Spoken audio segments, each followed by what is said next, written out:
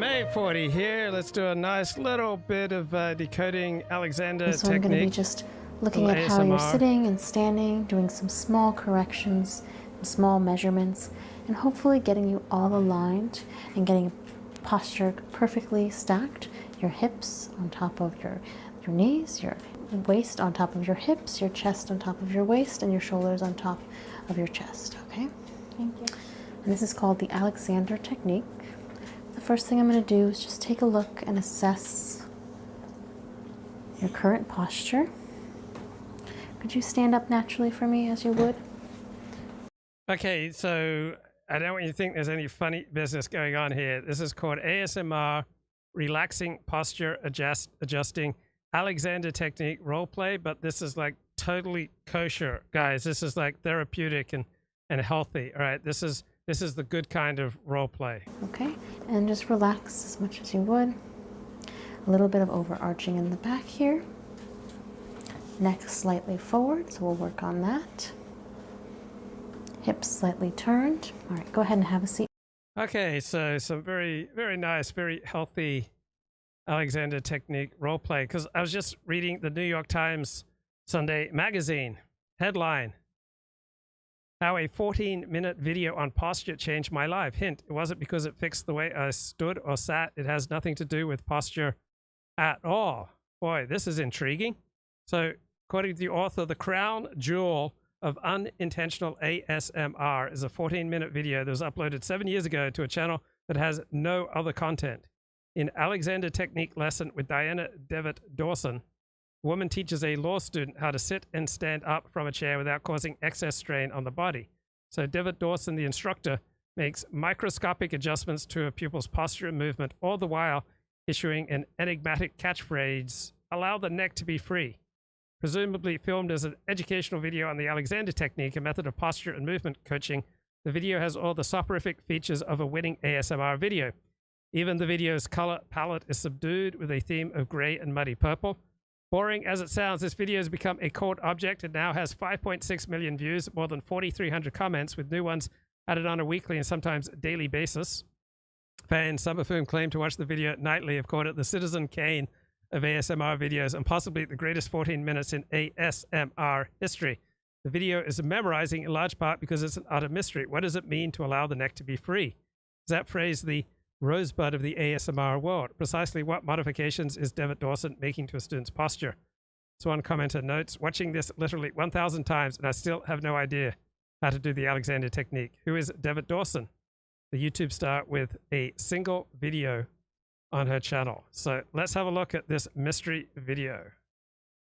We're going to play it in normal speed. Hello Gita, I'm Diana. Would like to introduce some Alexander principles to you. So would you show me how you would just sit down and stand? So when I interviewed Alexander technique teachers, I'd asked them if they were intimidated about teaching the technique or what were the biggest challenges. And I think one of the best answers I got was, we're just here to teach certain principles of movement and how to be at ease with yourself. So I like that. So one principle that I often use is expanding the field of awareness. So right now I'm seeing both sides of the room simultaneously in my vision, as well as everything in front of me helps create soft eyes. And when I expand my field of awareness, I go up. I let go of unnecessary muscular tension. I kind of rise up. I get a lot more upward movement going throughout my body, and I move much more into the present moment. Right? When you're seeing both sides of the room simultaneously and everything in front of you, you're not stuck in the past nor projecting into the future. You're not daydreaming. You're very much in the present, but you're in a state of awareness much more than a state of judgment. So it has a softening effect. Stand up. Just in your way. All right. And then standing up. Mm-hmm. And are you at the computer quite a lot? Yes. Mm-hmm. Over 8 hours a day. 8 hours a day, okay. And you're studying Law. okay then, so and it's full on for you. That's right. Not much reflection on perhaps how you're sitting at the computer, just getting in and doing it perhaps, getting what you have to do done. That's correct. All right. So when you sit down, you'll notice that your world steadily starts to shrink. particularly after about 10 minutes of sitting, your world becomes a lot more narrow, and you will start to put all sorts of strain on your body. Just stand in front of the chair again. Where the Alexander re-education or pointers, or the Alexander technique as a lesson is referred to, it can help you pay attention to you during the act of whatever it is you're doing. So this was the first time in my life that I started becoming a good friend to myself, right? I was about halfway through Alexander technique teaching training, about 18 months in. And I remember one Friday after school, I said, I'm going to go home and be gentle with myself this weekend. I'd never spoken that way before. But as I let go of all my unnecessary muscular holding patterns, let go of kind of the punitive way that I would tighten and pull myself down and in, I became a lot more gentle with myself. And then that opened me up to going to 12-step programs. Sitting at a computer, going for a swim, riding your bike, you are conscious of a particular area that brings into balance the whole organism. And it really is. So one thing that's jumping out right now to me is this indent here in the bottom of her spine. So notice how she's kind of tipping backwards from the hips, and then the head is kind of jutting forward to compensate. The head-neck-back relationship, so that sort of simplifies it, if you like.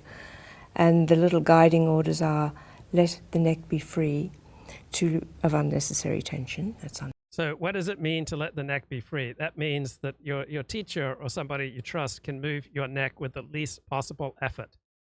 So right now, right, you can just move my head up and down, side to side. My neck is free. The opposite of clenched. It's the opposite of being stiff-necked, but you're very free and flexible with what's going on in your head, neck, back relationship. Right, back to this New York Times article. So this video embodies the curious nature of ASMR itself. So what is ASMR? What exactly does it mean? It stands for Autonomous Sensory Meridian Response. So it's a term to describe a tingling, static-like, or goosebumps sensation in response to specific triggering audio-visual stimuli. So the first intentional ASMR videos responded to clips and comments on YouTube about a weird, nameless sensation. It feels fitting that despite ASMR's present-day popularity, some puzzles within the genre persist. A video such as David Dawson's feels like an encouragement to marinate in the unknown for a while, to recognize the many questions it prompts as intriguing but irrelevant. First time I watched David Dawson's lesson, I felt so I'd been transported into an office phone booth, only it was the best phone booth ever. Serene, silent, with no looming editors or pesky colleagues waiting to make a call. This is the paradoxical beauty of it, capturing the absurdly soothing quality of certain real-world situations. Unintentional ASMR can create the kind of peaceful environment that's so difficult to achieve in life. That is, until it's time to exit your happy void and return once more to reality. This is by Eliza Brooks. Brooke, a freelance journalist who writes about culture and entertainment and design. She lives in Washington, D.C., and her article is in the New York Times Sunday magazine. Understood. To let the head balance up on the neck. So if the head is tipping forward, right, that's going to create a lot of additional strain on your spine. So I recently got a copy of the English Quran Tanakh. It's an English translation of the Hebrew Bible. And when it's balanced, all right, there's no great weight. But when I start to hold it like this, right, then there's much more weight as opposed to when it's just perfectly balanced. So too with the head, it'll weigh between 10, 15, 18 pounds. So if it's tipping forward or tipping back, it's going to distort your whole musculature and increase muscular strain and tension. The neck's not leaning forward so that the spine can lengthen. So my Alexander technique training lasted 3 years, 36 weeks a year, 3 hours a day in school. So that's the typical Alexander technique teacher training. And I was in it from January 2009 until December 2011. During the act of whatever you are doing, and the shoulders can soften and widen out. Softening, widening out. So unlike almost every other technique of which I'm aware, the Alexander technique is not piling on new techniques on top of old techniques, but rather it's a technique of subtraction. So these directions to say, allow your shoulders to release to the sides, to widen, what you're really instructing yourself to do is to let go of any tightening or contraction in your shoulders. And when you're encouraging a person to let their neck be free, for the head to release forward and up, to lead the whole body, the whole back into length, right? What you're really doing is saying stop and let go of any muscular holding, tension, contraction patterns that are locking your back down. So instead of piling on new techniques on top of old techniques, we're trying to let go of those responses to stimuli that we've developed that get in the way of our best functioning. Across the whole torso widens. So as the student here learns to stop compressing in her lower spine and tightening with her breath and around her ribs, like with every breath, she's probably developed a tightening habit, right? Then this compression in her lower back and the tension in her ribs will start to diminish, and soften is one way to talk about letting go of this unnecessary tension. Now I'd like you to just sit down again, as you did.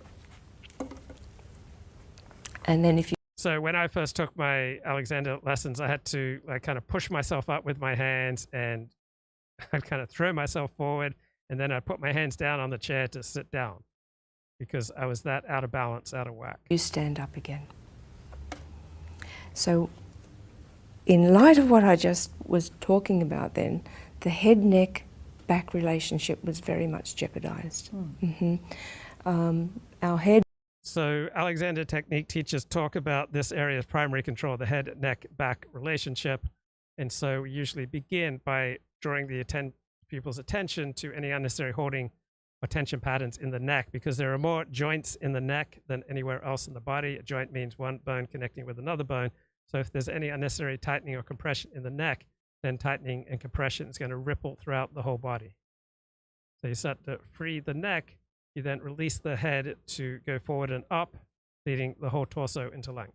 It weighs about 4.5 kilos. That's a lot, sitting on a little neck.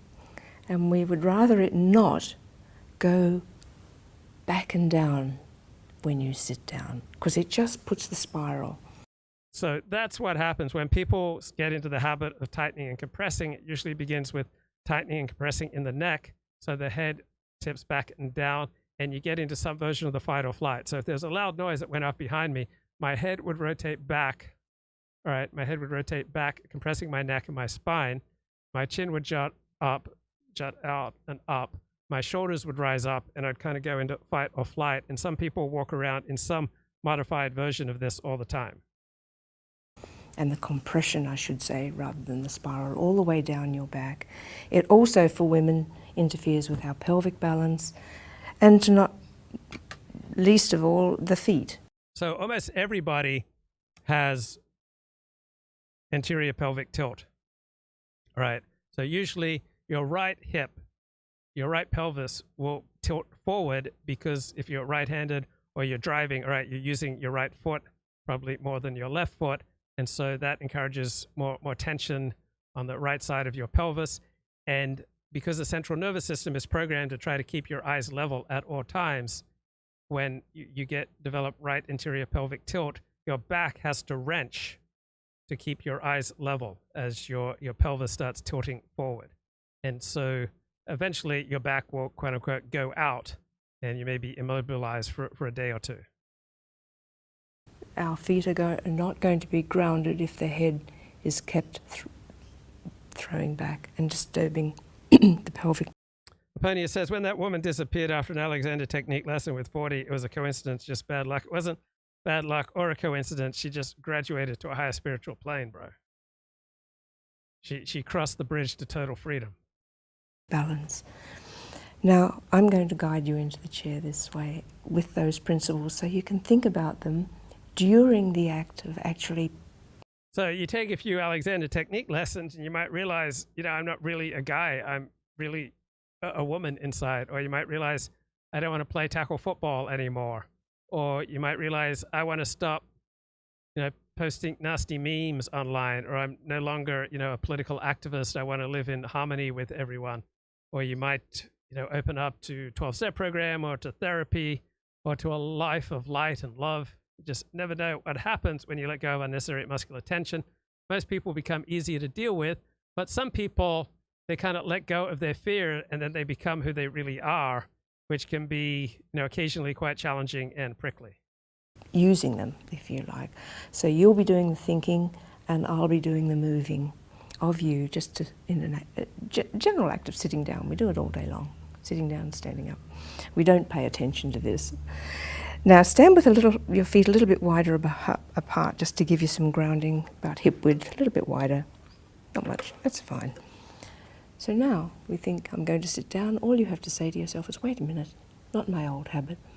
Allow the neck to be free, the head to balance up, which it is.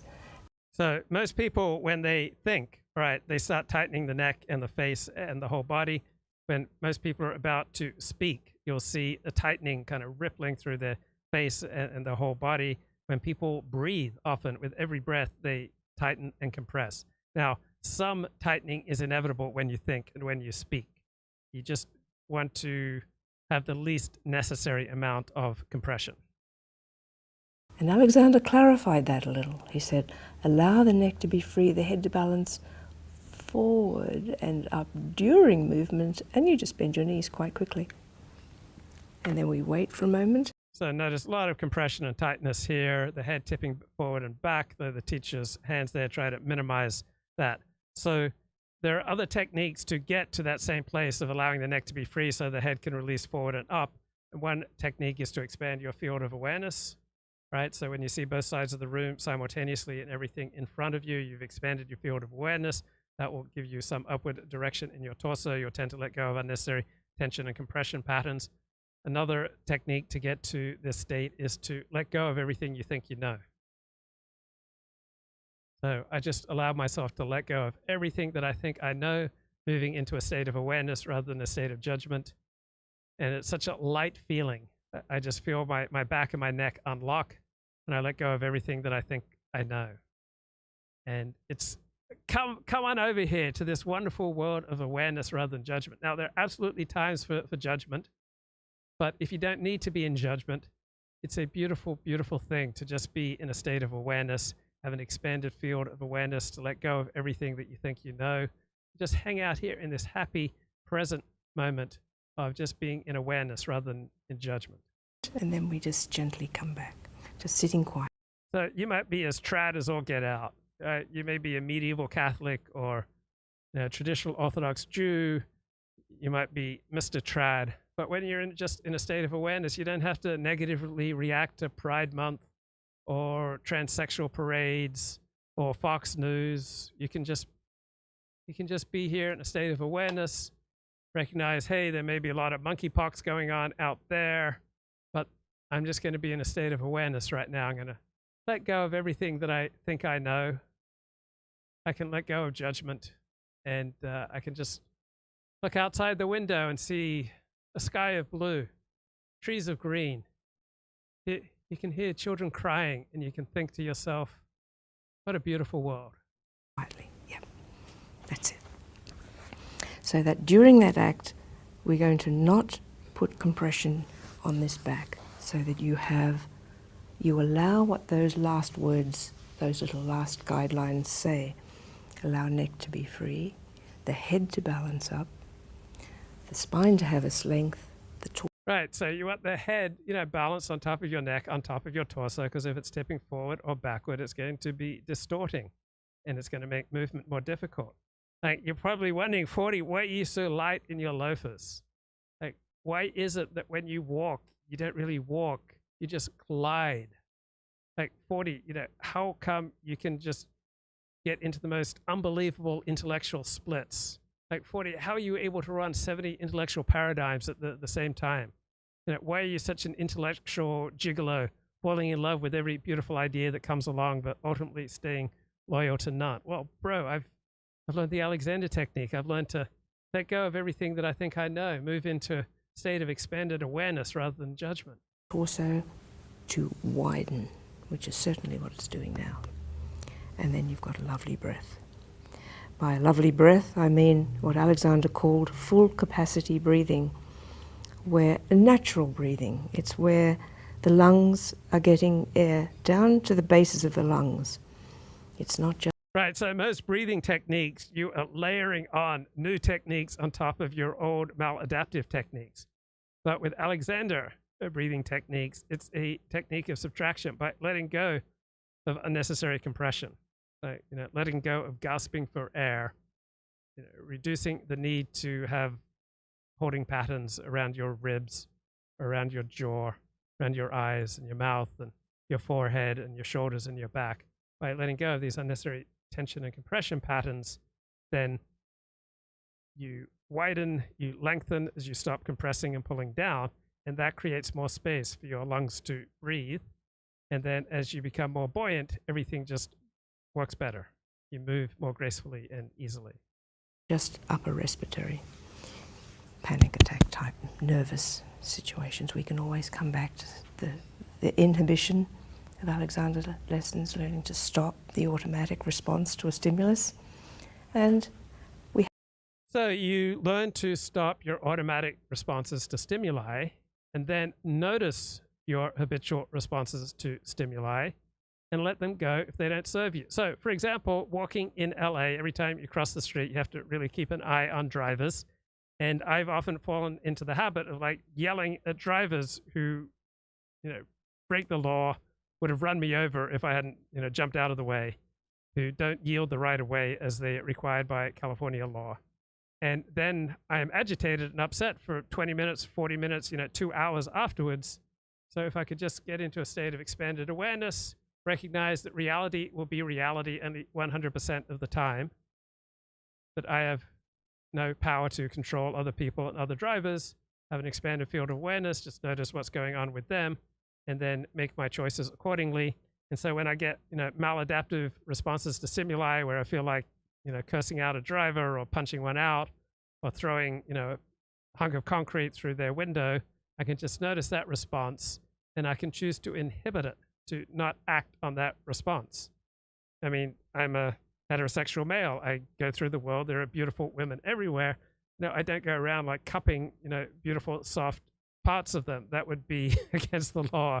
That would be maladaptive. So I can inhibit that impulse. We have the guidelines, lovely little guidelines. Allow neck to be free, the head to balance up, which it is. Your torso's lengthening, softening and widening. All that is taking place. So why should that be disturbed?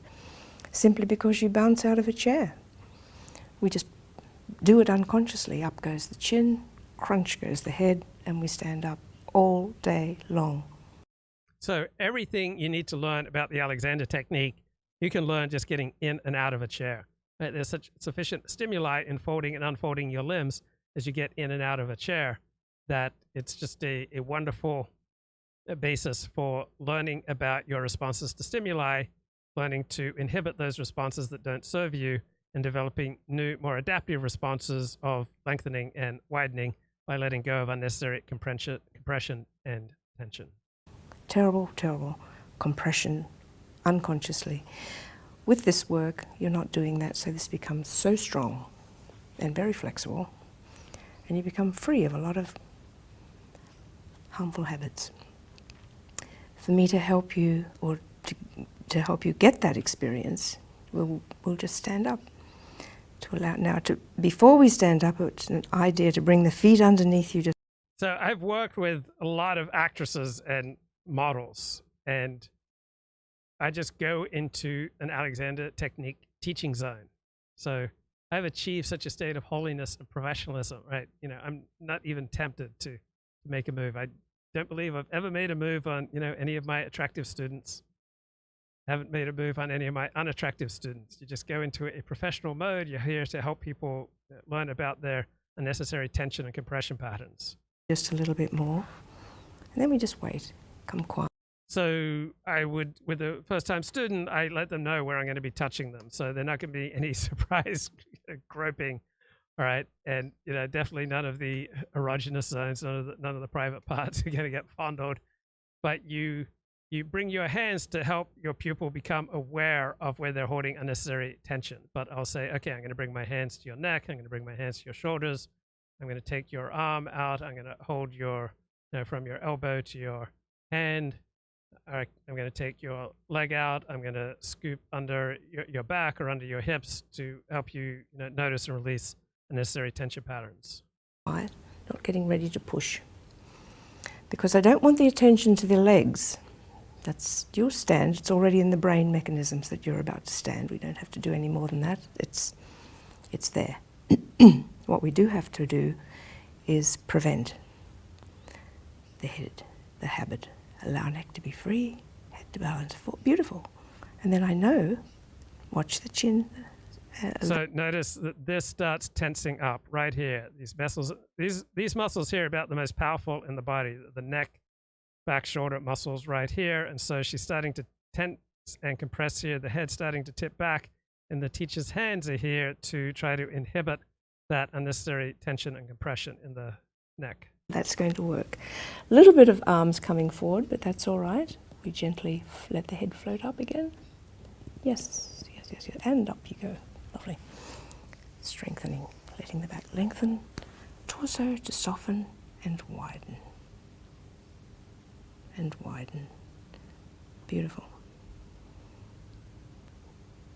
Just quiet. Yes. Nice. See, you're not trying to breathe there, it's just happening.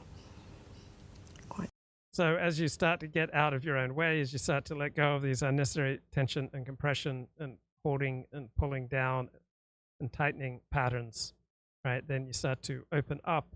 The breathing comes easier, movement comes easier, your thinking calms down, your emotions calm down, everything works better, works more gracefully and effectively.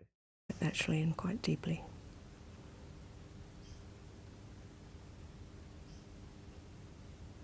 That's very nice. To sit down. It's not about sitting and standing, really. It's about looking after this.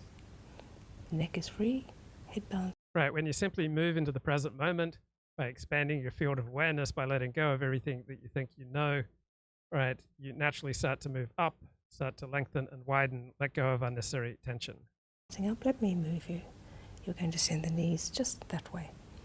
Free neck, head balancing up. 2 seconds, that was sort of going down.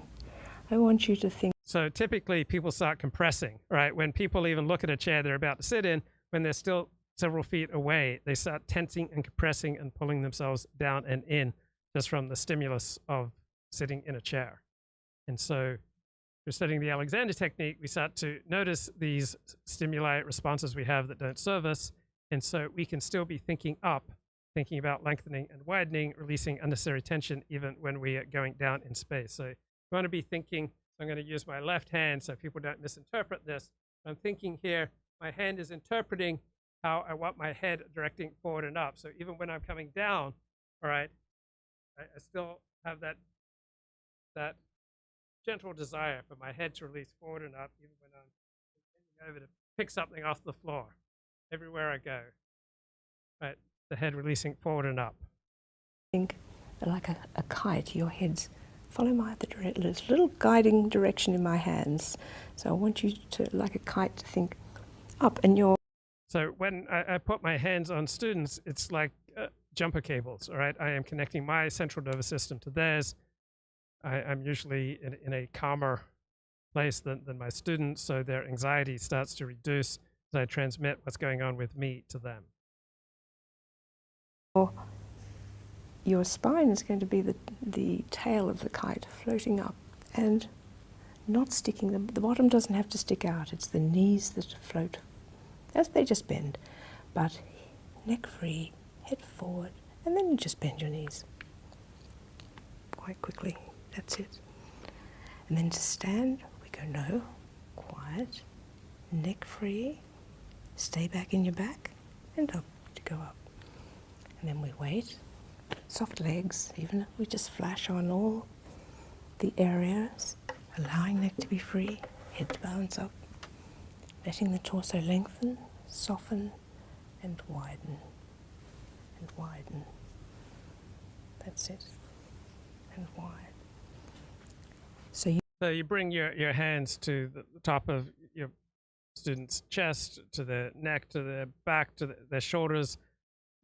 If you're have a long-term student so they feel comfortable. You can even bring your hand to their face, their jaw, and simply help them notice unnecessary tension patterns and transmit, a calming touch. You can allow your neck to be free. During the movement, I want you to come into that hinge. That's lovely. And bend the knees quite quickly. Well done. That was easier, wasn't it? Yes, lovely. Free neck. And then you stop. Okay, so a lot less tension and compression there. She was coming in and out of the chair much more gracefully. So it's not about, I'm not interested in the movement per se. I'm interested in where your thinking is.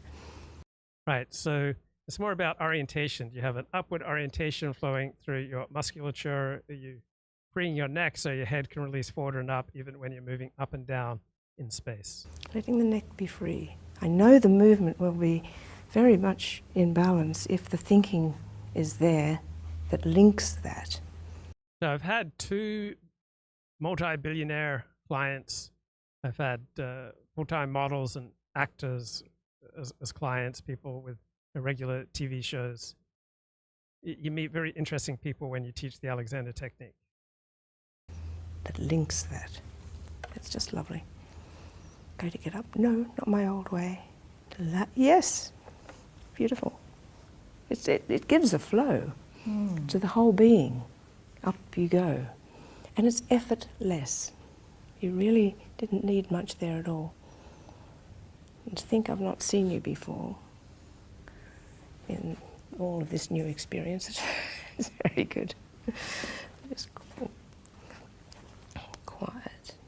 Because it's going into the... So yeah, I'll often cup the student's shoulders just to help that area calm down. I remember the first breakthrough moment for me in my first Alexander technique session was when I was lying on a table and my teacher just released my shoulders, just brought her hands under my shoulder blades and did this gentle release of the shoulders, and then all that unnecessary tension just flowed away and I felt amazing, so light.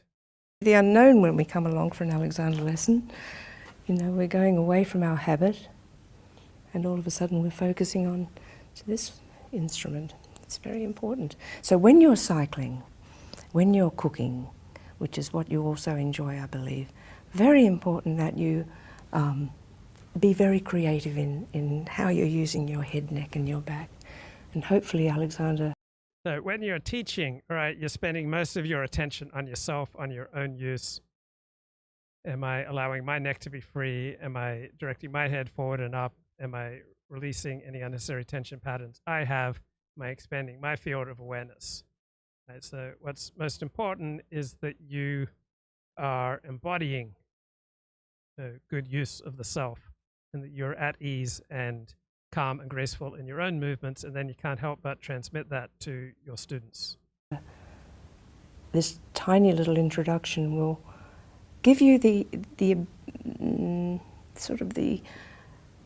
real conscious awareness that yes, you can stop and say, wait a minute, that preparatory work of looking after you, just free neck, just free shoulders. When we hold the bicycle wheels, we don't have to clench, just. So even just holding a pen, almost everyone holds a pen with way too much tension. So I'll work with a student, just pick up a pen very lightly, only use the amount of tension that's absolutely necessary, because we tend to use way too much holding and tensing and compressing with everything we do, from speaking to thinking to typing to lifting weights. In readiness, just enough. Neck free, shoulders free, arms free, hands just enough. And then when we do... So I inevitably notice that women's posture is much better than men's, because women tend to live much more in the real world. Men tend to live much more in an abstract world. So women tend to be much more in touch with their bodies. So I've read surveys that in most areas men are better informed than women, but when it comes to health, usually women are better informed. So they tend to be better, more in touch with their bodies, more in touch with reality. You need to pull weeds out of a garden or what have you. You've got all the strength in the world because you've got a strong back as a result of letting neck be free, your head balance up. It's not a weak back because you're not compressing it when you move. To sit down, we go, wait, no, I'd like to flow up. I'm going to go up and just let the knees float. Beautiful. So once you get to know people, you can kind of almost read their thoughts on their face, because whenever you have a thought, there are going to be corresponding muscular tension patterns rippling across your face. By learning about these habits, you can let go of unnecessary muscular tension. There'll always be muscular tension. We couldn't stand up straight without some muscular tension. You'll always have an increase in muscular tension when you're thinking. You just want to let go of the unnecessary tension. Free neck. And even if we were to experiment very interestingly with this atlanto-occipital joint, to look down at computers. So the atlanto-occipital joint's basically just below the hole in the ear. So when you look up and down, try turning from here, from where the hole in your ear is. So you can look up and down from up here instead of compressing your neck. So you can think about your full length, and then look up, look down, and you're turning from the atlanto-occipital joint. And that's another thing that you're doing all the time. We can tend to drag the neck forward to look down, as in like that. Whereas you've got this hinge, this atlanto-occipital joint, right between the ears. If you put your index finger just below the earlobe, there's a little hollow in there. If you were to bore right through, not a particularly nice thought, but you'd meet the top vertebra of the neck. And most people carry way too much tension in their jaws. So a technique for understanding the proper resting position for your lower jaw is just to say the word Boston. Okay, at the end of the word Boston, that's where your lower jaw should be hanging out. Boston, Boston. And the head, there's little condyles that the head floats on that. And that's where you can rock from to look all the way down to your keyboard and to type. And so, yeah, one downside to the Alexander technique is you become more transparent. People are better able to read what's going on with you because you've let go a lot of your body armoring. to look at your mobile phone as well if you just let that go. And yeah, so that's very viable to you, a very viable joint, without any compression on your sternum and pulling your arms. So if you've got a private thought that you don't want people to read, you can just repress and sublimate and just let go of the normal muscular tension patterns rippling across your face with that thought. You can inhibit the muscular tension patterns that typically accompany that thought. It's down, you know, so it's allowing this lovely open chest, free neck, and then you can key. When you are at your computer, I would like to recommend that either use the back entirely, where you're resting up and against it.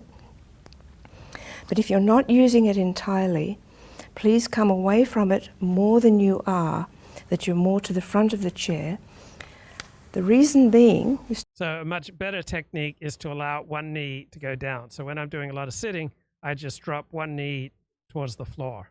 And then that gives me a strong impetus to go up through my torso. Still got, you know, still got plenty of balance on that chair, but it allows you to be there and allows your back to widen more efficiently than when, if you were back further, you'd be leaning in. And it's that leaning in that allows the slump. Whereas here...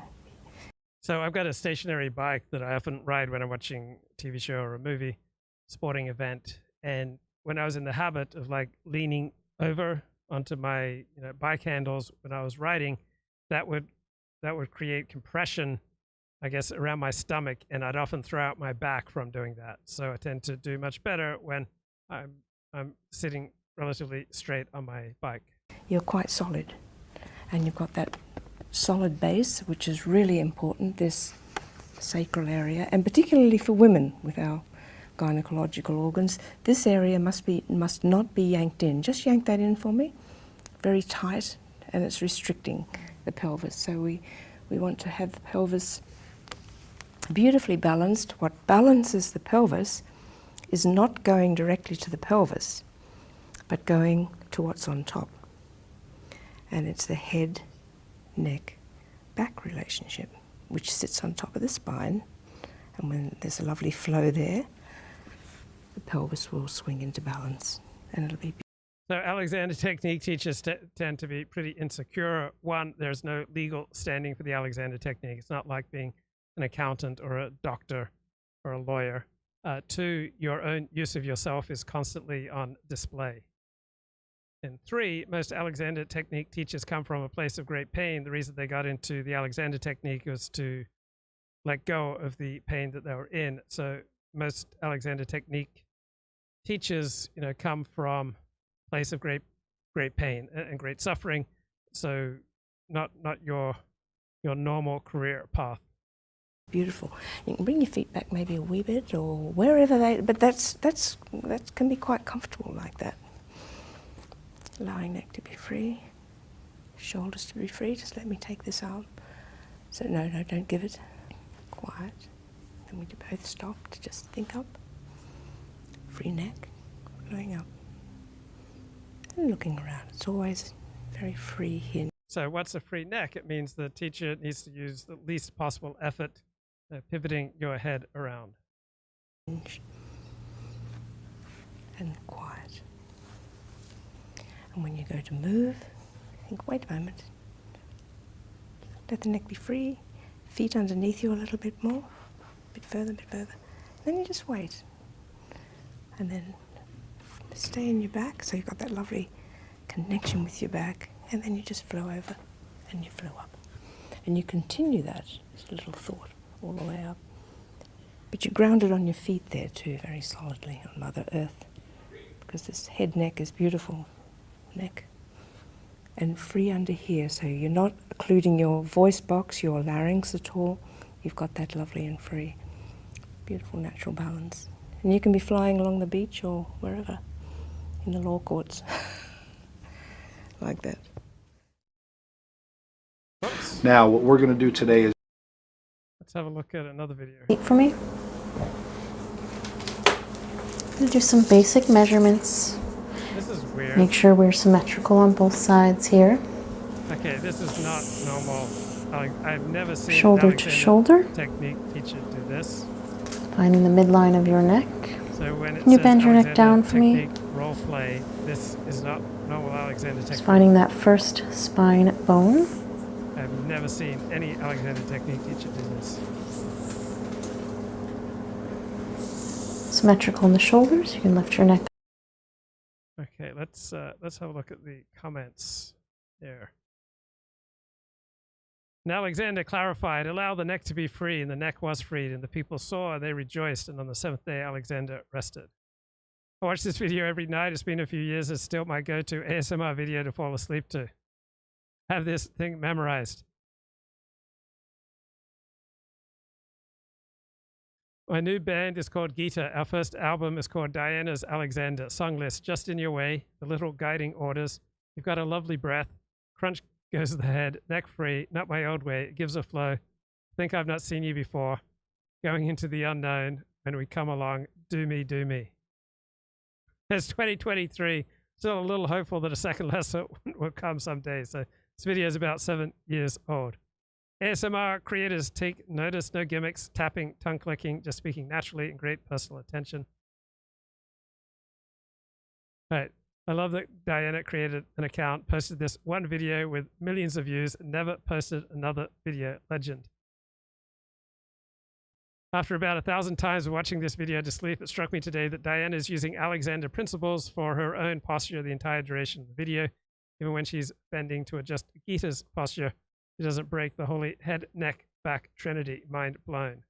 6 years and it's still the best. Every time I try to actually listen and apply what she's teaching, I fall asleep. My neck will never be free. This is my 261st lesson with Diana, still just as fresh as the first time.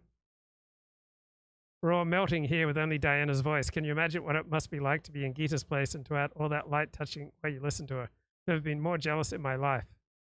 Wow, first time seeing this, I've had more tingles than I've ever had from any intentional ASMR video. I want to live in an alternate universe whereby I'm the person being guided in this video over and over, a perpetual loop of off-the-scale ASMR tingles. Beautiful voice, softly spoken, soft touching, unintentional, non-scripted, the best ASMR. Diana's greatest hits. We have the guidelines, lovely little guidelines. That links that links that. It gives a flow to the whole being. Up you go. And Alexander clarified that. Terrible, terrible compression, and it's effortless. No, not my old habit. Let the neck be free. The head-neck back relationship. You've got a lovely breath. I listen to this while working at my desk. Helps to remind me of the techniques and subsequently have better posture. Alexander technique is useful to improve mindfulness of posture and movement, reduces pain and stress. A calming manner of speech is part of the teaching technique to help the subject relax and move more freely. Excuse me, intense ASMR. I love this video because it's informative and soothing. Gita, the model, is serene and lovely, and Diana has a magical voice and effortless pronunciation. Diana, please make more videos. To me, it is the diction why I'm entranced, the composition of the teeth, jaw, and moisture levels of a mastery of language, in combination with a breath control juxtaposed with the natural timbre of her voice, just above a whisper, gives me a mindlessness of tingles.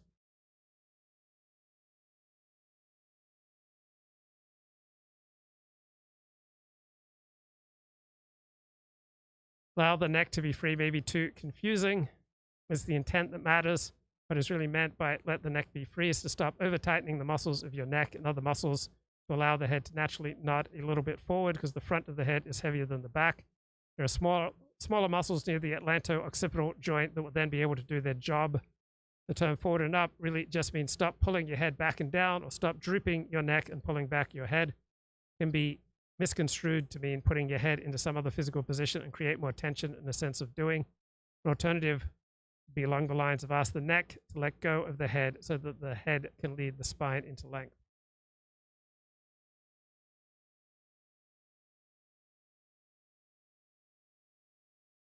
Did Gita ever get that law degree? Did she go flying along the beach? Did the liberation of the neck last? We need a sequel to answer these pressing questions. When I was in high school, I used to get the most intense tingles in math class. Something about watching people do math problems on the chalkboard really triggered the sensation. Waves of pulsing tingles that start from the back of my neck, that pulse into my face and head, down my arms and into my hands, causing the hair on my arms to stand up, cover my skin in goosebumps. I would sit there absolutely still, hypnotized, not wanting to move in case it would cause the feeling to go away. Quiet mumbling of this woman with her accent triggers the sensation.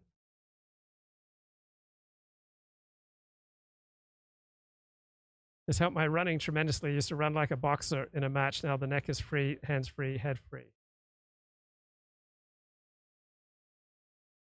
While standing up and down, like shown and explained in the video, it seems to put a lot more strain to the lower back muscles than when sitting and standing the way I normally do it.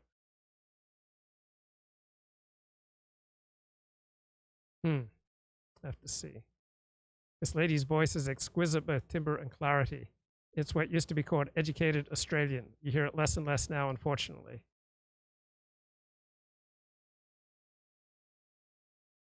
After watching this video at least 550 times, my neck is now so free it's running a meditation and interpretive dance workshop in Costa Rica.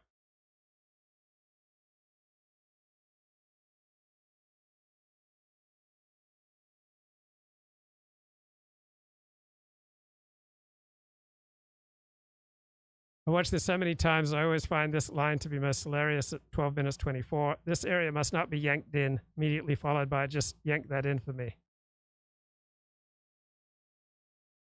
Wonder if Diana's ever considered a career as a narrator for audiobooks.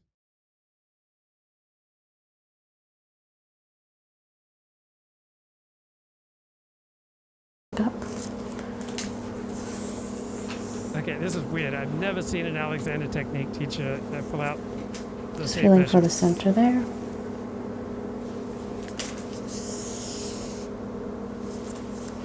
And just a little bit less symmetrical in the chest, so we'll take a look and see if that's posture, just the way your body is.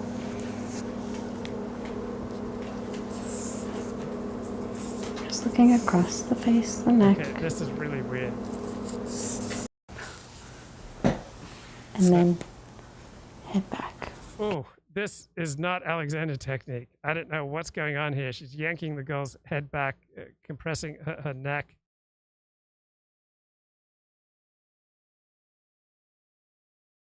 Okay, this is really weird. All right, this is unlike any Alexander technique I've ever seen.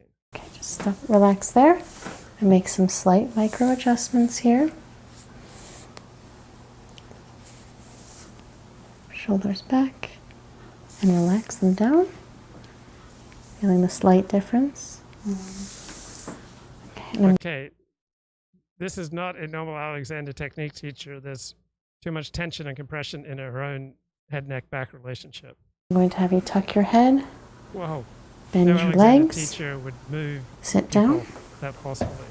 Moving back, and the head comes up, freeing the neck in the process. How did that feel? Good. Good. Okay, let's try it a couple more times. I want you to relax your arms. Okay. Alexander technique teachers don't talk about relaxation because that usually means collapse. Okay, that's weird. All right, let's